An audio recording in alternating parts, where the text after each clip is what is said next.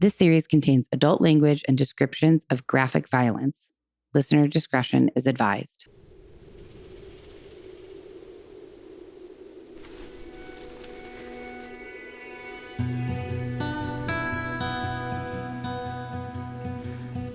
Hello. Hello. Hello. Hello. Happy Saturday. Welcome back to... Do I need to say this every time you think? I do. But I feel like maybe it's annoying to people, but I'm going to say it anyways. It's consistent. Welcome back to Death by Southwest, the podcast where each week I share a different grisly murder story unique to the American Southwest, while my sister and co-host tries to piece together the clues and unravel the mystery behind each of these heinous crimes. I'm your host, Margot. And I'm Jenna. And this is episode 27. And on today's episode, we are going to venture inside the mind and crimes of one of the most dangerous men to have ever stalked the American highways.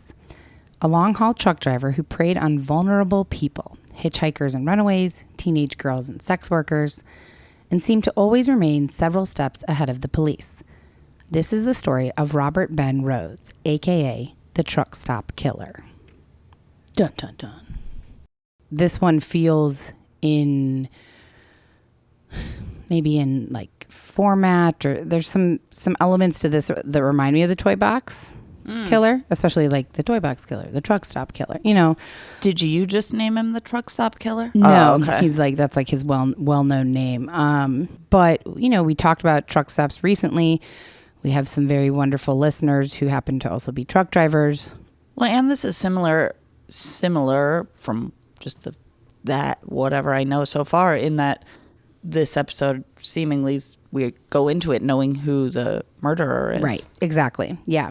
And sometimes that's just how it goes. I do enjoy the ones where we learn about the victim or potential victim and there's some suspense as to what happens. But this is the one that I came across for today. So this is what we're doing. And because it takes place kind of across the Southwest, it takes place more in the truck than anywhere else. That's really more the focus. He's driving throughout the Southwest? Yeah. Yeah. We're going to forego a sense of place, and instead we're going to do some truck driving and truck stop trivia. Whoa. First, I just wanted to say a special thanks to all the people who checked out and decided to either join or do a free trial of our Patreon after last week's episode, especially to our listener, Zeka, who went above and beyond, totally unnecessary and very appreciated, but, you know, went above and beyond and actually pledged more money this month than is even an option. So very generous, very kind, and thank you so much. Thank you so much. Yeah. And then thanks to everyone who commented on our Instagram post about the rugs. I still have not picked one out, but we are working on it and in desperate need of that room being done. But oh my God, I'll just pick one. I know. You're that you showed them to me. I know. I'll show you the two that I think I like the best, and then you pick and I'll order it. Because yeah, me and Jenna actually, we're at my house right now, so if you hear some background barking, like right now. But we tried to record last night, and... I mean, we did record a bit, but it wasn't quite focused. It was not focused because it was late. The dogs were crazy. Mark was dying ill last night with a high fever, and it was just a little bit chaotic, so we didn't get... We scratched it. We're re-recording it. But maybe I'll listen to it and we'll put that on that scratched one on the Patreon. Or maybe there are gems in it. Maybe. That's true. Yeah, I will definitely listen to it. So, anyways, without further ado, I'm going to go let the dog in because they're barking incessantly. And then we're going to do some truck driver trivia. Okay. So, my first question for you has to do with the fact that long-haul truck drivers play a crucial role in maintaining the functioning of our society. And there are several, there's many. I picked out several ways that seem easy to understand ways to me. And I was wondering, do you have any thoughts? On why truck drivers are crucial to society functioning and well, because they transport goods like groceries, gas. I don't know about gasoline, but like Sorry guys, I'm moving a stool and that's so rude while Jen is answering. That's fine. They transport goods that we need. So like if there's a truck driver strike, maybe the products in the grocery stores and markets go way low. Totally. I mean, they transport everything. Yeah. Besides what I guess trains and planes transport and automobiles. Totally. They ensure that essential supplies like food, medicine, clothing, and other consumer goods reach their intended destinations. The supply chain would be severely disrupted without them. Any other? I have three other. So something besides goods and products. That's the first one I have. Oh, yeah. okay. Transportation of goods and products and stuff like that. But 3 other ways, which honestly, I would never, these were not obvious to me. I see a lot of trucks, not a lot, transporting, well, I guess this is a product like hay and like farm things or like, Still falls under transporting. Oh. But think about all the... Wait, is the first category like products and goods or transporting? Transporting goods, products, anything. So the next one would be... Like, think about all the truck drivers. Oh, jobs. Yeah, job Employment, creations. Yeah. Significant amount of jobs because not only the drivers, but mechanics, dispatchers, warehouse people, etc. Oh, well, I guess just like every job and career, those self-driving trucks may come and AI may. Yeah. True. Okay. And then a third? I have 2 more. I guess this one kind of falls under transportation of goods. It's economic impact. It contributes significantly to the economy by delivering goods to various markets. They facilitate trade and commerce, supporting businesses. I think that's kind of the first one you thing. said, just in a more general way. And then the last one is probably the same too, supporting other industries. They indirectly support various industries such as manufacturing, agriculture, retail, healthcare, etc. Yeah. By transporting the goods. So really the I think transportation it's of jobs goods. and transporting goods of all kinds. Totally. Before we get into the trivia, I think that I needed to, maybe you don't, but we're going to do it anyways, understand like the parts, what the different parts are called of the truck. Okay. The part that like the driver sits in. Yeah. What is that? That can be detached from the the back box, of it. which I know it's probably not called the box. Right. It's called the car part, the driving part. It's called the tractor or the cab of the entire thing. But the tractor and then the back part that's used to haul things, the part like the box part you said is called the trailer. So okay. The cab and the trailer. The cab and the trailer, or the tractor and the trailer, which sounds a little bit weird. Tractor trailer, because then I think of a tractor trailer on a farm. Yeah, but the cab and trailer, tracks for me. Okay, so let's jump into this trivia. I didn't know any of these, by the way. Cool. Yeah, I guess I should. Although the listeners who have listened more than today probably know, like we and I, because I'm going to be the trivia answerer. I have no affiliation with the trucking, so totally. That's okay. We'll see what happens. Okay. How much approximately do you think that a truck and trailer weigh? So the whole thing. 2 tons. That's probably too much. I don't even know what is a ton. I was just going to say, can you translate that into pounds for me? I can't. Okay. So give me a poundage. 1,484. Wow. Okay. Very, very off. Oh, shit. 80,000 pounds. So that is the whole average thing. without any good, because I guess it depends on what products are in there or Totally. goods. Yeah. Okay. So that's in general average, the total thing, the cab, the trailer, the wheels, all of everything. it. Yeah. Okay. 80,000 pounds. Okay. Which is equivalent to 28 cars. The weight of 28 cars, yeah. Which pet dog gave its name, like the breed name, to an early style of truck and why? So it's a breed. It's a breed that I have. Oh, well, god damn. At least let me struggle for a second. A bulldog. Yes. Apparently the Mack Bulldog logo came from soldiers in World War I who thought the 1916 AC Mack truck looked like the English Bulldog's flat nose and face. That's cool. Yeah. How much do you think, on average, in general, a truck and trailer could, like the whole thing, could cost? A really nice one, decent one. Like a new one. Yeah. So a new car can cost like $50,000. I don't know. I've never bought a new car. So like $100,000. $210,000. Says that the truck part, I guess like the front part, the cab can cost a really nice one can cost like $180,000, and the trailer around $25,000. So you buy them separate. Exactly. Okay. How long is the average truck and trailer? And I'm going to give you a visual to try and guess. Okay. Okay. Are we talking in feet? In feet.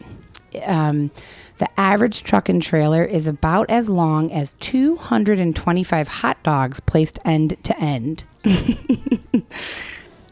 how many feet do you think that might be? 112.5. Because I thought a hot dog is maybe 6 inches long. Yeah. Depends on what brand hot dog you buy. True. Or if you buy like the extra longs. Oh, yeah.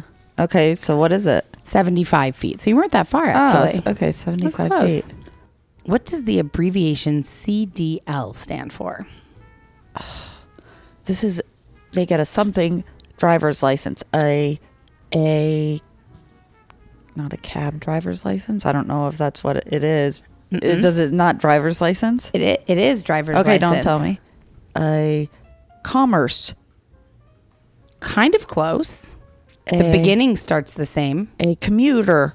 You're still close. A Dad used to make them for a job. commercial. There you go. Oh, Commercial duh. driver's so license. many people, even non-truck drivers, were like, come on. It's okay. I mean, like, how often do you talk about like a commercial driver's license? Not really. Not really, but No. okay, yeah, I know. I know that now. There you go. True or false? You can take a mini fridge in your cab on the road. True. True. That is very true. Many truckers try to eat healthy, and they can prepare their own food and drinks and leave it in their cab. Also, I read something that said very like newer modern long haul trailer or tractors. Yes, that's the front part. Tractors. Also Tractor / cab. Right. We should remind everyone, because now I'm feeling confused. Also have very spacious and quite luxurious living quarters with microwaves and refrigerators. Some even have toilets. Basically, it's a self-contained vehicle capable of supporting a driver with enough supplies, food, and fuel to travel without stopping.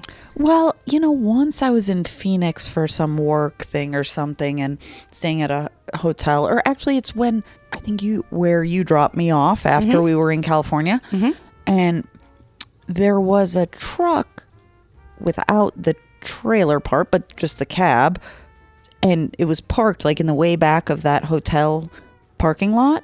And the next morning or whenever it was, I saw the driver get out, and he was like in jammies, and like he had slept in there. So I was thinking, yeah, there must be like it's like a full like room, like they can. There's a sleeper area like for a bed, and like they can essentially just never have to leave it. I'd really be interested to see. I guess I could have looked that up. I didn't, but I would be interested to see what a really nice one looks like. I'll put it on the lookup There's list. got to be on YouTube like a tour of that or something. True or false? Long haul truck drivers are or are not permitted to pick up hitchhikers. Are not. They are not permitted to. Isn't it illegal to pick up? Actually, I don't know. I'm not sure if it's illegal, but they are not allowed to pick them up. Which, I mean, nowadays there's, I think, much less frequently do you see somebody hitchhiking than maybe 40 years ago. I don't know. I wasn't alive 40 years ago. Also, you weren't either, barely. Yeah, barely. But for truck drivers, long distance truck drivers, they are not allowed to pick up hitchhikers because they aren't covered by insurance. There's also one truck driver also said that there are cameras on the dash. One lens points out and one lens points into the cab. So if I hit a bump or anything that seems like it could be an accident, it snaps on for 30 seconds and sends footage to the company, which is interesting. I'd like to know more about that. I honestly didn't look more deeply into that, but I'd like I think that's, so they're not being filmed when they're driving all the time. That would be such an invasion of privacy. But also there are things that trigger it to go on, which makes sense. But I wonder what triggers it to go on. He said if he like hits a big bump or something that could potentially be construed as like an accident or a driving infraction. And then I wonder how long it stays on. I guess 30 seconds. Oh God, clearly I wasn't listening right then. You'll have to cut all that. Oh, that's okay. I talk a lot, so I can't expect you to listen. Well, all the I was time. still writing down hitchhiker legality. Oh yeah, that's true. I want to just know in general too. So now we're going to get into a little truck driver lingo on the CB radio, over the CB radio, or just in general, not necessarily over the CB radio. But if you're on the CB radio and a driver tells you that there is a parking lot 2 miles ahead, it's not referring to an actual parking lot. What does that refer to? Wow, that's interesting. I'm thinking like a wide, like one of those, I'm thinking about the runaway truck thing, like a wide open space in case your shit goes down. That's a great guess. Not it though. Not it. Okay, let me think one more second. A parking lot? A parking lot. Like, watch out. There's a parking lot coming up 2 miles Oh, ahead. like a traffic jam? Yes, exactly. A traffic jam. If there's a lot of traffic on the road, they'll say that to warn other truck drivers behind them. So you're driving down the road when you hear someone say on the CB, there's an alligator in the road coming up. What does that mean? Obstruction, something that your truck could hit, bumps of some sort. Totally, yeah. It's specifically, it's a large piece of tire tread from a blown tire. Which kind of does look like an alligator back. Yeah. What do truck drivers often call cops? And I know that, and it's an animal, and it's not a pig. I wasn't going to say that, but yeah, I mean, well, the first thing that came to mind before you said animal, I was going to say 5-0, but, okay, it's an animal? Yeah. Oh, I got to think. So you're going to have to cut some of this. Take your time. A bear. It is? How did you know that? Oh, I don't know. That's the second thing besides pig that came to mind. If you hear a trucker talking about a bear, don't be alarmed. They're talking about the police, not the large animal in the forest. Yeah, I don't know. They'll sometimes say, watch out for that bear in the air. So it might be... helicopter? Yeah, helicopter. But I also read that it's just regular cops. This was interesting kind of to me because this is one of my biggest fears on the highway. I hate seeing it from that stupid movie Final Destination or whatever. Oh, the lumber, the logging truck? Logging truck. So what is a trucking term? What do truck drivers use to describe a logging truck? And I have multiple choice answers for you for this one. Thank goodness. Timber, load of lumber, toothpicks, or smoker. I'm going to say A or C. I want to say toothpicks because I like that, but I think it's A. It is toothpicks. See, I should have been a truck driver. Yep. What does motion lotion refer to? Some sort of car lubricant. Not oil. That's what I would have assumed as well. They refer to diesel fuel as motion lotion. Which aren't all truck, like 18-wheelers, diesel? I thought so. This answer that I found makes me think maybe not, but it says truckers often use diesel fuel because it is much cheaper than regular fuel.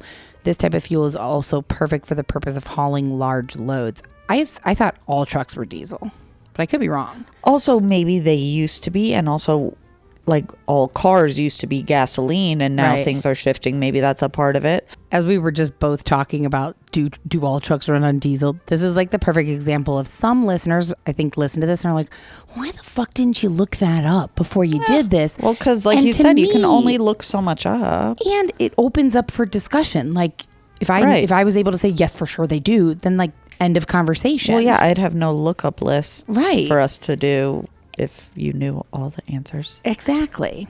Also, we probably wouldn't put out a weekly episode if you had all the answers. Exactly. If I had all the answers, like it would take you days and days to do. Exactly. If I am saying, oh, that's a reefer trailer, what does that mean? Someone smoking weed in the trailer. Okay, that's not it though, huh? That's not it. That's a reefer trailer, the back of the truck. Next thing I thought is it's coming from a shore town, like a oceanside town. like it's coming from the ocean, like a coast. Right, like coral reef. Yeah, I guess. What is it? A smoker, a cigarette smoker? Shortened for a refrigerated. Oh. Yeah. So like things that need to be kept cold. Refrigerated makes sense. If I see a type of vehicle on the road when I'm driving my truck and I say, "Ooh, that's a meat wagon." It's carrying cows. You would think, wouldn't you? That makes sense to me. A meat wagon. Literally don't know how this connects in my head, but it's carrying other humans. Sort of. It's an ambulance. So yes, it is kind of carrying other humans. Meat wagon. Yeah. Why though? Well, because you know how people, I don't know who, but you've heard like how they say you're like a meat sack or whatever. Oh, okay. Okay. I mean, I don't like that phrasing either, but. I don't either. What does a Kojak with a Kodak refer to? Your choices are a traffic sign, a cop with a radar gun, a traffic camera, someone with a dash cam, a Kojak, a cop with a Kodak, whatever. Radar gun. Correct. But to me, now knowing that they call cops bears, it should be a bear with a Kodak. Wait, it should be a Kodiak with a Kodak. Oh, that's good too. Because a Kodiak bear. Yeah, Kodiak bear. Okay, but yep. Okay. We're almost done with this intro. I just wanted to kind of, as a segue into the episode. The episode takes place in the 90s primarily, a little bit in the 2000s, but primarily in the 90s. And so I was interested, and the 80s, I was interested in like what, truck stops today. I think we talked about this when we talked about truck stops before, that they're very safe today. They're bright lights and it's more like a family travel center and stuff like that. We talked about this when we tried to record last night. Yes, we did. And so I just I found this great article in GQ about this truck stop killer. And I thought this was really painted a nice picture of what truck stops in the 80s were like. So it says, quote, truck stops in the 1980s were closed worlds where what went on passed unnoticed on the outside. The stores were dimly lit and filled with smoke, radically different from the family travel plazas of today. Magazine porn often dominated the aisles, like Hustler and Barely Legal. Bottles of isobutyl nitrate and rot gut aphrodisiacs like Locker Room and Spanish Fly crowded the counters by the register, along with the iconic bumper sticker, ass, gas, or grass. No one rides for free. Isotropic what? Isobutyl nitrate and rot gut aphrodisiacs. I think that, I don't know, but I'm thinking, I don't know about the isobutyl nitrate, but the aphrodisiacs, like, even now sometimes you see like, stay hard for hours or like rub this on your whatever. I feel like that might be something like along those lines. I wonder, and when you said like the Hustler or the Barely Legal, I was thinking when I used to go into like Circle K or what, can we say like brand names like that? Of course. Sure. Yeah, I guess we did a whole thing on EGs and stuff. Anyways. Yeah, whenever, not that long ago when I would be in Circle K or some gas station, whether here or somewhere else, a lot of times I would see like the Playboy or the Hustler, where they'd have the like newsstand cover thing up to the person's boobs or whatever. Right. Which was typically, always a woman with boobs. Okay, that part didn't need to be in there. But like now I'm thinking, are those not in there anymore? I know this is a bit different from what you're saying in general, like to just truck stops, but like everything's gotten very censored lately. So I can say that as of 3 years ago, I distinctly remember walking into I actually don't remember what type of gas station. It wasn't a truck stop or a travel plaza. It was like a Circle K, I want to say, in Atlanta. And there were definitely, there was like a case with like bongs and water pipes. And there was also definitely that like nudie mag section. Yeah. I don't know though. I'm assuming that's got to be certain gas station chains. Yeah. Right? Well, I'm going to now peel my eyes next time I'm in one. Yeah. We'll have to go looking for nudie mags and gas stations. Yep. All right. That wraps up our truck stop truck driver trivia, and we are going to jump into today's episode.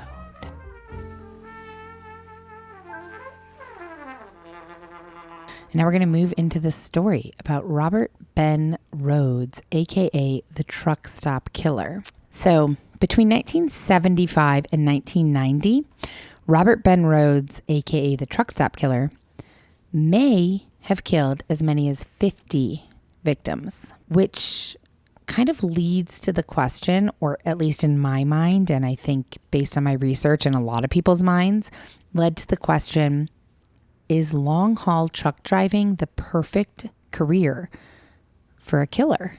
I feel like I'm going to find out. You are. I was hesitant to put this in because I know that we have a handful of listeners who are truck drivers, and I think they all seem very lovely. So I don't want to kind of insinuate anything. I'm just kind of going where the research and what I've read takes me. And then also, I think I would love to hear from all of the listeners who are truck drivers and kind of get their take on it. I think would be interesting. Well, also, what I think you're talking about is not even to the extent of a stereotype, right? But just like if you look at the facts, if you look at it, it adds up to if you wanted or were someone who was going to kill people, this what might job be, might support it and hide it or allow you to do it. Like being a... That doesn't mean all truck drivers are, just like all any... Right. Well, being an ER surgeon... Well, actually, I don't know. Well, I want to hear where you're going. My brain immediately went to, I was going to say being an ER surgeon doesn't support being a killer. But then I was like, well, you're actually in charge of people's lives. So I guess you technically that would work. I was trying to give an example of like a job that like doesn't necessarily allow for an easy murdering of people. I don't know. A second grade teacher? I don't think that's easy to murder. I Right. mean, I don't know. Where are we? What are we talking right now? I'm going to tell you. So the FBI shared a study where they found that the profession that is most conducive to being a serial killer is that of a long haul truck driver.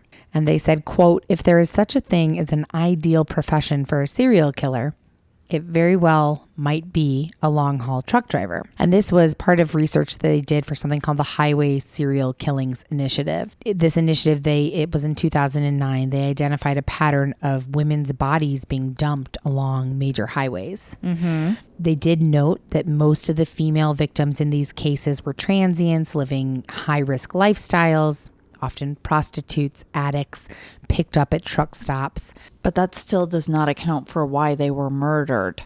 Right. So the Bureau says that the Bureau. The Bureau is immediately, yeah, me and the Bureau. I like that. Yeah, we're very close.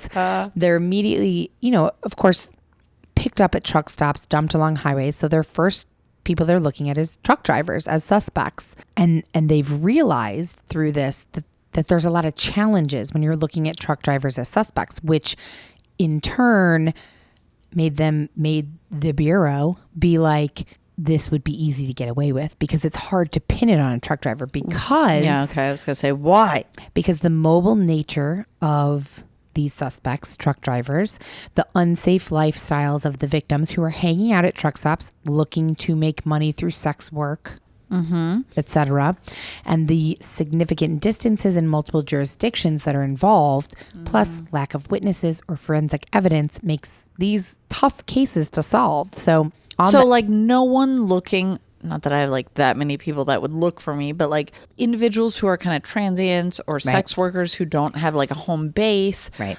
Maybe Runaways. Not all that many people, if they go missing or aren't heard from in a while, they're not looking into it. Yes, exactly. Also, especially in the 80s and 90s before cell phones and GPSs and all the things, the truck drivers are going you to pick and up fro. a transient somewhere, a transient person who really has no ties to any community. Nobody's looking for them. Nobody knows where they are. You pick them up, you take them here, you murder them, dump them. Nobody's looking for them. Nobody knows you picked them up. You were with them. I mean, wow, she really just laid it all out for all you people that want to murder. Well, I think it's harder today, but on the FBI's website, there's the Bureau's website. The Bureau's website. It says, quote, a long haul truck driver can pick up a prostitute at a truck stop in Georgia, rape and murder her, dump her body on the side of the road in Florida later that day.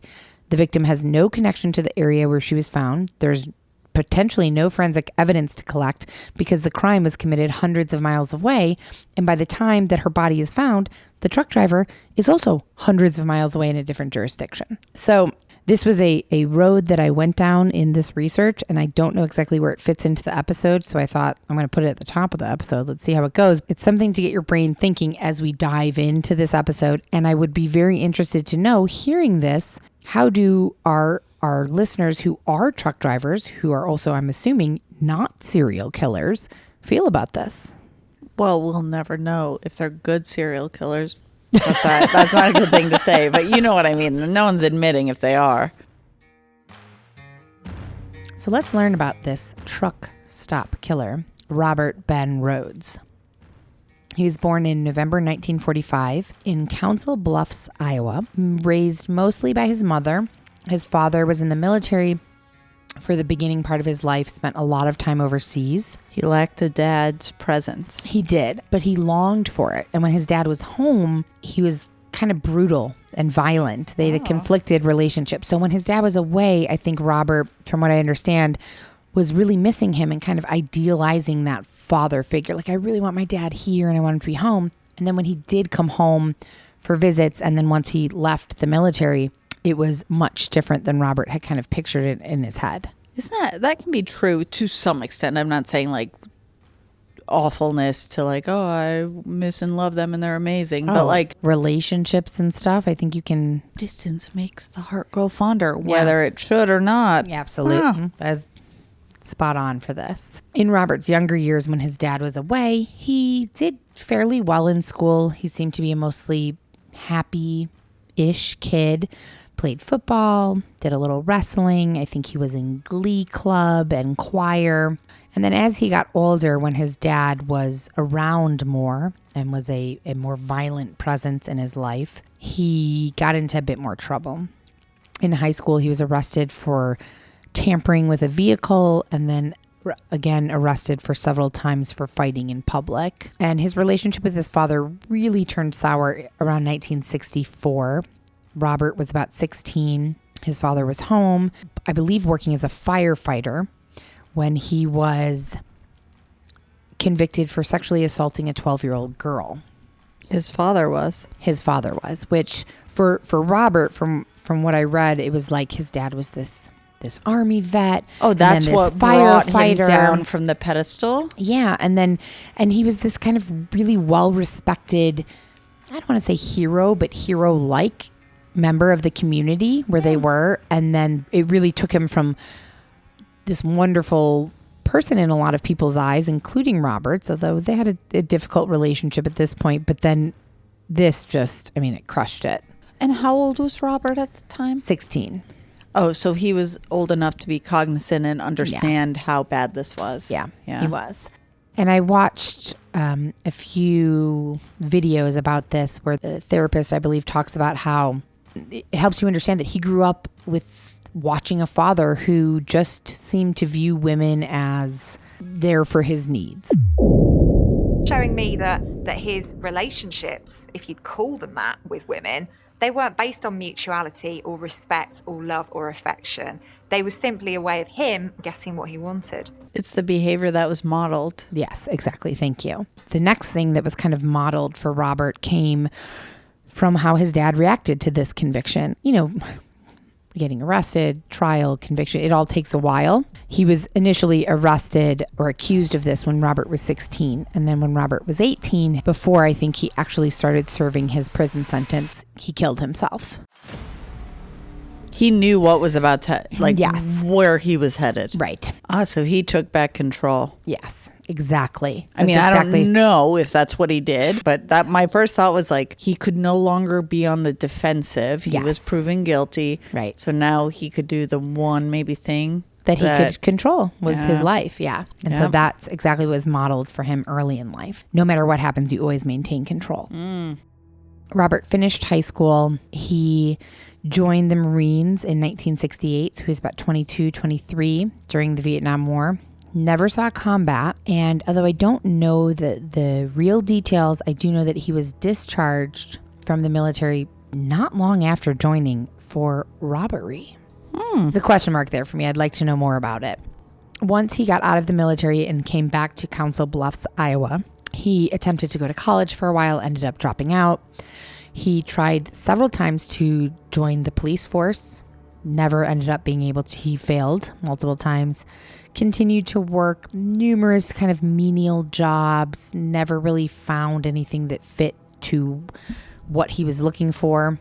In and out of different jobs, got married. Maybe he didn't know what he was looking for. Probably not, because he also got married twice and both marriages failed. This is all between, in his early 20s. So he's graduated. The 60s to 70s. Right. And then wait, he was born in 45? Mm-hmm. Okay. So, and then the early 70s, mid 70s, he finally found a job that seemed to fit his personality and defined the rest of his life. Truck driver. Yes, a long haul truck driver. So being a long haul truck driver was really well suited to Robert. He had long periods of time where at the time in the 70s, 80s, he was off the grid, no cell phones. He didn't have to answer to anyone. He was unsupervised. He spent a lot of time alone and he loved it, but it kind of became a dangerous period for him because it allowed him perhaps too much time alone. I was just thinking as you said that, like he goes off the grid. He goes to, you didn't say this part, but like he travels around to different places. Mm-hmm. Doesn't have to be around. I'm all, well, should I be a truck driver? But also, of course, like thinking about that, and I'm not saying he has underlying mental problems, although I want to say that, but like he had, at some point, even people who love to be alone, it's innate to need something from others. Of course, you need some type of, it can become unhealthy to be alone for too long without human contact. And I think that he had a kind of predisposition for unhealthy behavior, period. And then being alone played into that. Around 41 years old, he met and married his third wife, Deborah Davis. But their marriage was problematic because he was very honest with her and let his sexual perversions and proclivities kind of come out. He was honest with her that he was very heavily involved in the BDSM and swinger scene in Houston, where they were living. Can you tell the listeners, for those who don't know, what BDSM is? BDSM stands for bondage, discipline, sadism, and masochism. Cool. So it's a form of bondage, sadomasochism. Well, it's like some people are interested in that in their sexual happenings, right? Yeah, it's like a subculture or a community within of sexual preferences. Yeah. Interests. Which can be very normal, or nothing's normal. So it can be very common, healthy, all the things. Sure. And also, it can be taken too far sometimes. Well, as can anything, right? That's true. Even reading books can become an addiction. It can. That's true. It can be like a medicator where you're just overdoing books and books and books to like drown something out. Yeah, I think I did that when I was young. I read a lot of books. I lived in a book. Yep. I have so many Anything books. Can be that. Anyways, that's totally different topic. Agreed. Go on. So he asked Deborah, his third wife, to join him at a swingers club in Houston. And she was not interested. And rather than kind of just saying like, okay, I'm going to go by myself, he made a big deal and told her that she was the issue. She needed to loosen up. He was verbally abusive. And later it came out that he was actually abusive in all the ways for a long time. He was sexually, physically, emotionally. Yeah, exactly. Yeah. He handcuffed her to the bed. He raped her to the point where she feared for her life over and over again. It was an unhealthy relationship. And to say the least. And during it also eventually ended.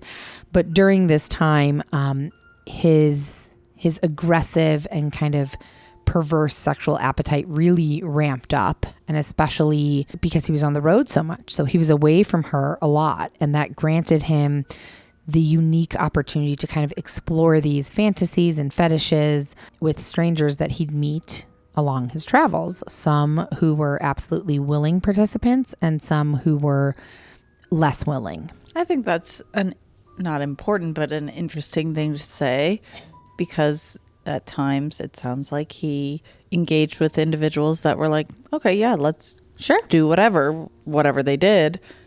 Yeah. Yeah, I made a 0 point there, but no, I agree. That's true. And so the real beginning of this story starts in February of 1990 in Houston. And even though Robert had been driving trucks for many, many years at this point, since the 70s. This is really where he comes. This is kind of the, if you will, the beginning of the end. So a young woman named Shayna Holt was in San Bernardino, California. She was looking to hitch a ride to Arkansas. Again, this is February 1990. A seemingly nice man offered to take her as far as Texas. And she agreed, hopped into his truck, and off they went. Little did she know that this would be a terrible decision on her part. After they were driving for a while, she felt comfortable with him. He seemed nice, normal enough, and she drifted off to sleep. A while later, she was woken up when she realized that the man was dragging her into the sleeper cabin of his truck, and she immediately fought back, kicking, screaming, until the man struck her so hard in the face that she stopped fighting. She let him drag her to the sleeper cabin where he had... No, she didn't let him. He aggressed on her, right? Yeah, he did. She couldn't fight back anymore. She stopped fighting back, yeah.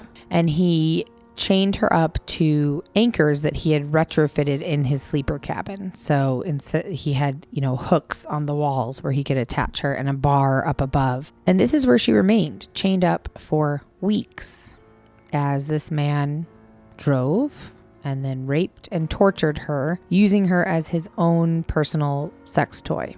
Over the weeks that he had her chained up, abusing her, he also did something that would later prove to be a signature move. She had long blonde hair that he cut very kind of haphazardly into like a page boy short haircut, and then shaved all of her pubic hair off. I'm not going to make any thoughts or assumptions right now out loud. They're Okay. all happening in my head. Okay. Shayna, who was 18 at the time, but she had been on the streets since she was 12 years old, homeless, living on the streets. She felt like she just needed to comply, and eventually he would trust her, and then he would slip up. He would make a mistake, and she'd be able to get free. And she was absolutely right. One day in February, her captor pulled into a Houston brewery and told her to sit there and be a good girl in the car. She was still probably locked up or chained up. She actually was not. He did not have her. He got comfortable. Comfortable, yeah. Yeah. He did not have her chained up, and whether he actually forgot or he just felt like it had been weeks at this point, and she had been compliant the whole time, not fighting back anymore. Who knows? It could be that he forgot. It could be that he just trusted that she wasn't going to go anywhere. So he said, sit here and be a good girl, and he left and went inside. She watched him walk away, and she knew this was it. This was her chance. Oh my God. I have no idea, but like, oh my gosh, how she must have felt of like, here's my chance. Yep. And she did. She jumped out of that truck and she ran as fast as she could towards the highway nearby. She still had a leash around her neck and just ran. Eventually, she flagged down a driver on the side of the highway and explained she had been abducted, tortured, held against her will. Please take me to the police. They did. Oh my gosh. I really commend though, because there was something similar in the last episode. Yes, the last no one would stop. Right. Like, I don't know if I would stop. I would see that person. If I saw that person, I'd be scared. I agree. But also, thank goodness for Thank those goodness. people that take the chance and stop. Oh my gosh. And they did. They took her to the police, and she explained her story to the police. Police knew. They were like, well, we have to find this man. So how do we find him? They asked her, can you identify the truck? Like, if we take you out, can you take us to where you were? And then, like, if he's not there, what if we drive around? Can you find the truck? And she said, yeah, I think I can identify the truck. So they, took her statement, put her they took her in the police car and drove her around and found she was like, that's it. Found the truck. I understand it's been weeks. He probably just fed her like pieces of bread and water to keep her alive or whatever. So like her brain's not working, right? Well, yeah, she's been kept in a even if her truck brain cab is for weeks. working, she's traumatized to the nth degree. Right. But I was thinking like, gosh, I wonder what his license plate was. Like, of course, I don't expect anyone to think that at that time, but like, Right. you know what I mean? Because those are all the things that after the fact you think, like, if you happen to be kidnapped and then you escape, you I remember the make, the model, the license plate, any defining especially features, after any all the scars, tattoo, all those things. But she did. She found the truck, and they found the driver, Robert Ben Rhoades.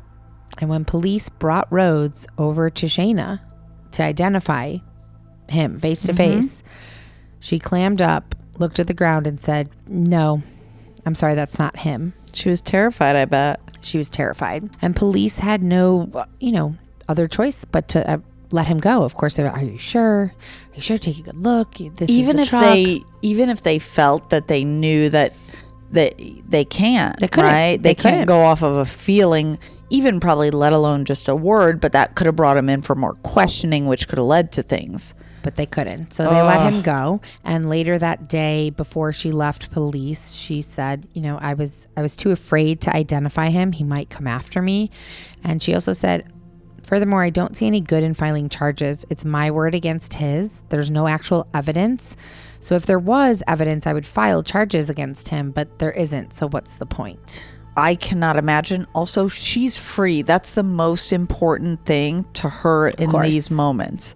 I'm so glad she got free. Well, I don't know if there's like a follow up to what happened to her. No, but she did get free. Okay, good. And Robert Rhoades, is back out on the road, also free as a bird. But little did anyone know, this wasn't the first woman that Rhoades had kidnapped and tortured.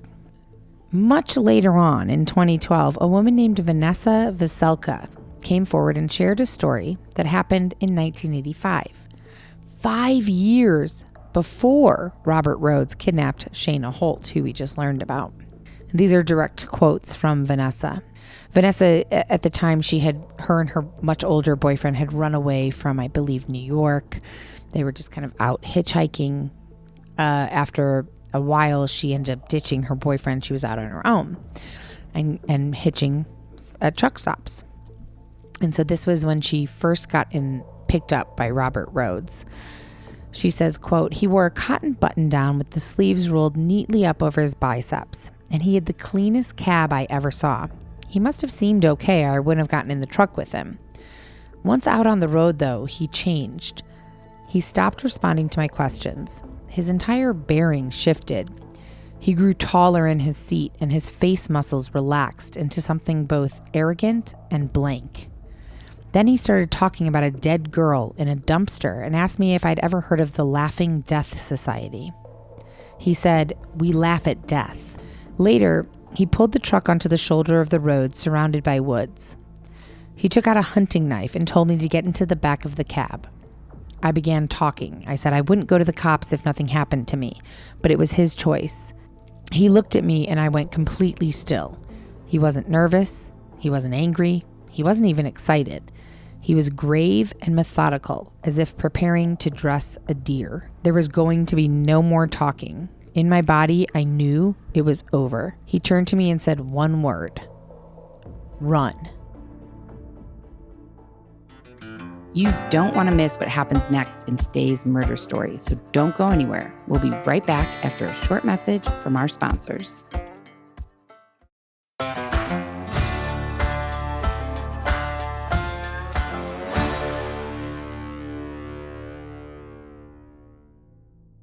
And Vanessa ran.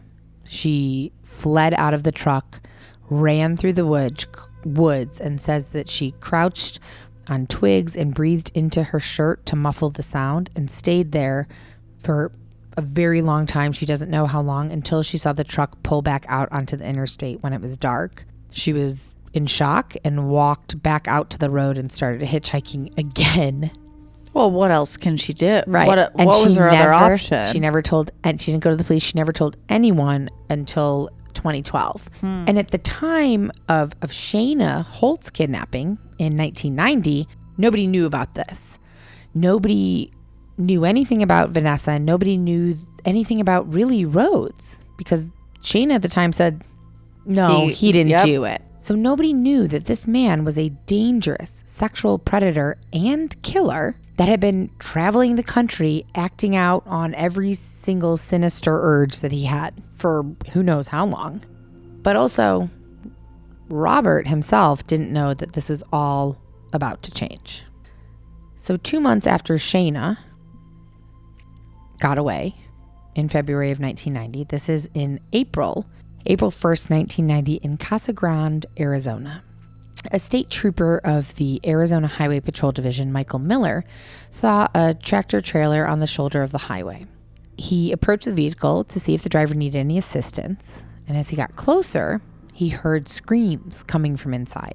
And what he discovered shocked him to his core. I observed a truck parked on the side of the road with his emergency lights on, but he had no triangles out. So I went up alongside of the truck.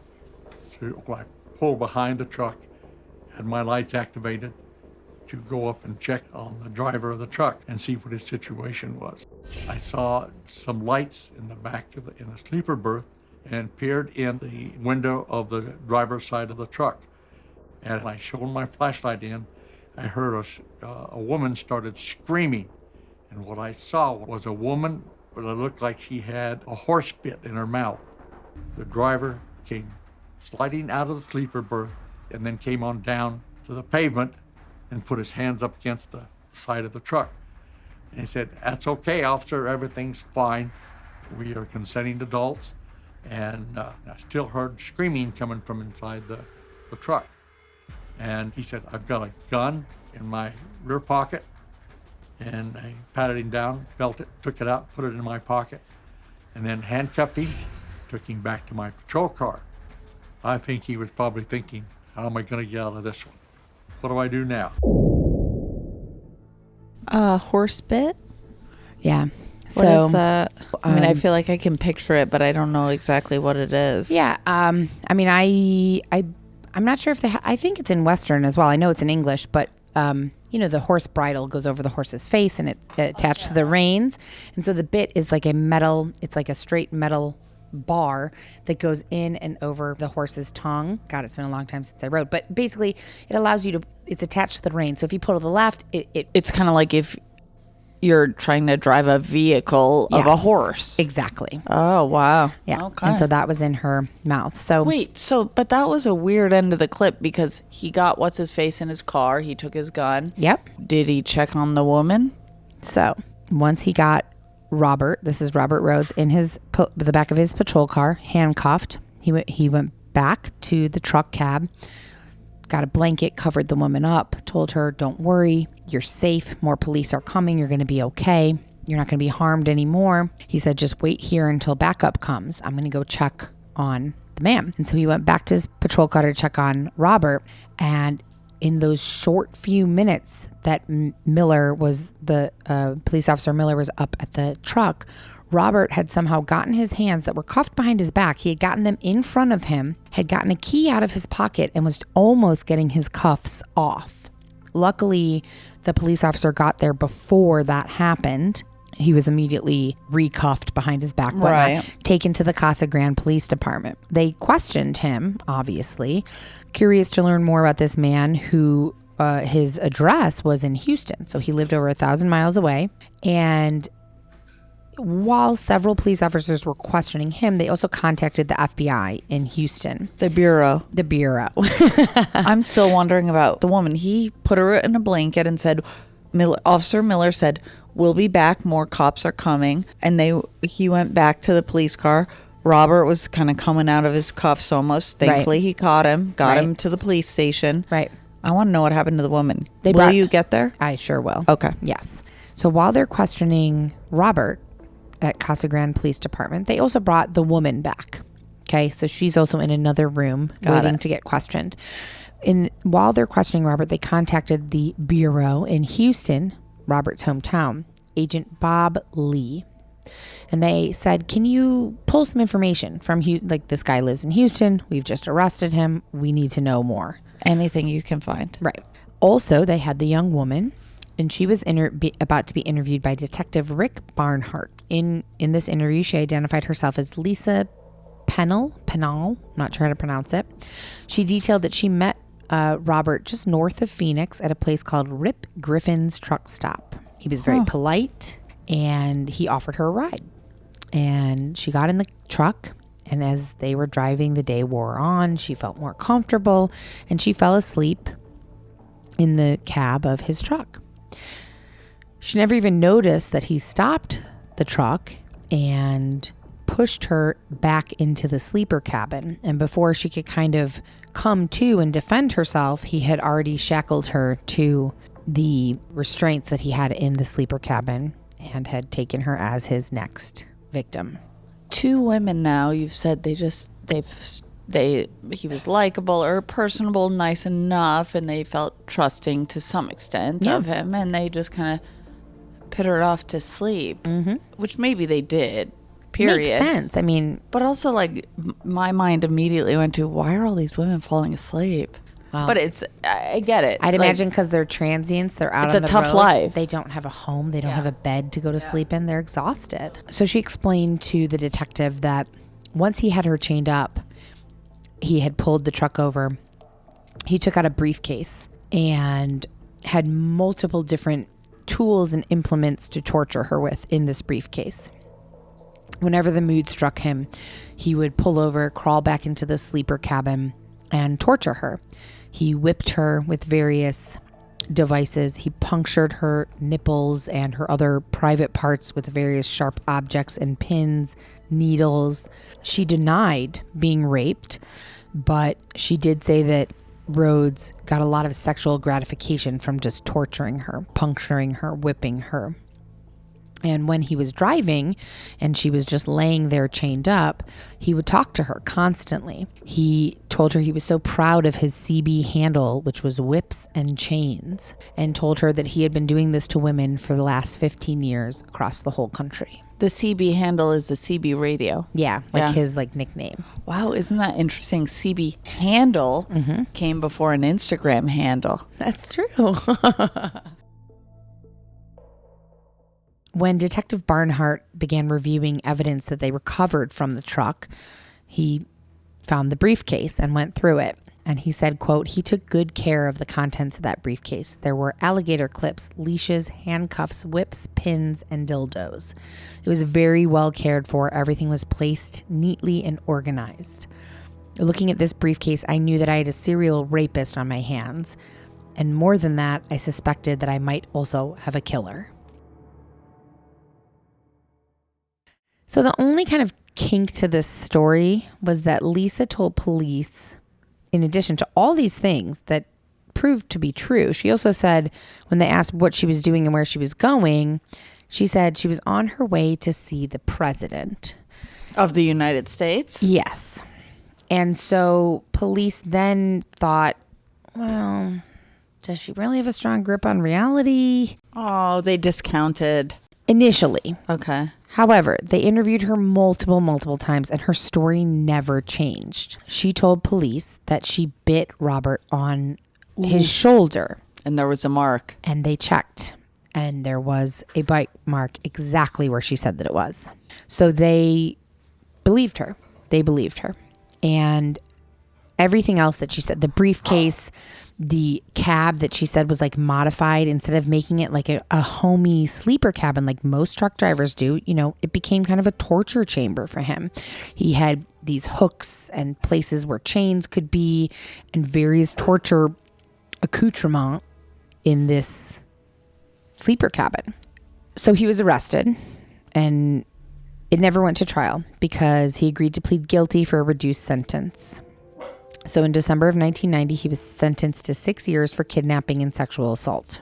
And while he was in jail, that FBI agent, Bob Lee, who had said, along with Detective Barnhart, there's more to this story. Like this guy, this is not like a one-off. He didn't just like suddenly decide to do this.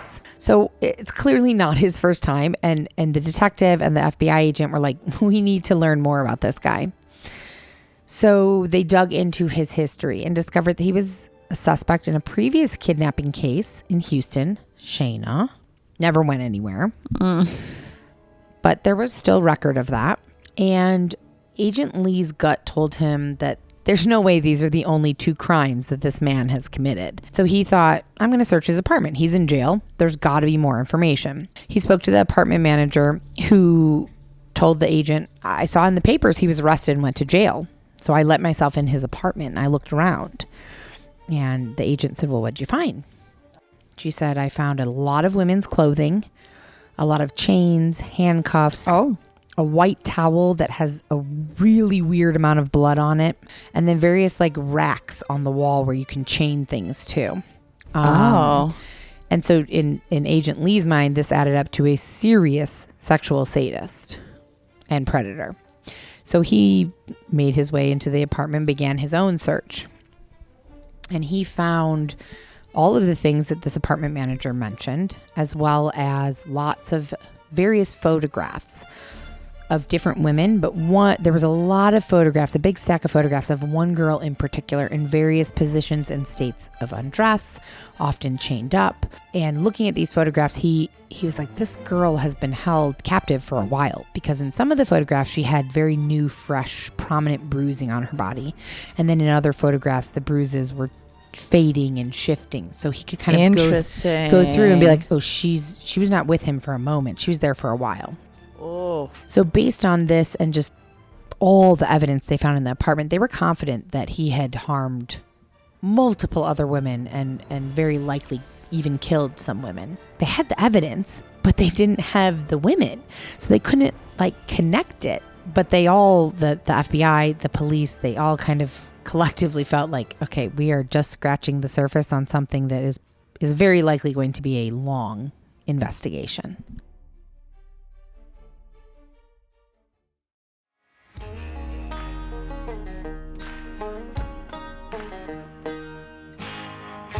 All right, guys. Well, that is the end of part 1 of the truck stop killer. And truthfully, we did not plan on this being a 2-parter, because I know everyone is probably tired of the multi-part episodes after the 3-part toy box, but it is just too long. We have the whole thing recorded, but I thought that we would be able to edit a lot out, but it didn't turn out that way. So you will have to tune in next week to find out the conclusion of the truck stop killer. And thank you so much for listening. Thank you for supporting the show and myself and Jenna and joining us on this true crime podcasting journey. If you want additional content or extra bonus episodes that are not available anywhere else, please go head over to our Patreon. Also, we love your Apple reviews or getting DMs, so please reach out or leave us a review. Tell your friends. I'm doing all the plugs. It makes me uncomfortable. I hate doing it, but I'm doing it anyway. And we hope you will tune in next week for the conclusion of the truck stop killer. Since Jen is not here, I'm recording this alone with Indiana. I will say her favorite closing phrase, good night and good luck. And that's it. Thanks, guys. Love all of you. Bye. Death by Southwest is hosted by Jenna Schneider and Margot Carmichael. Executive produced by Margot Carmichael. Produced by Jenna Schneider. Audio editing and sound design by Margot Carmichael. Music by Soundstripe. And a special thanks to Edward R. Murrow for letting us borrow his famous sign-off phrase, good night and good luck.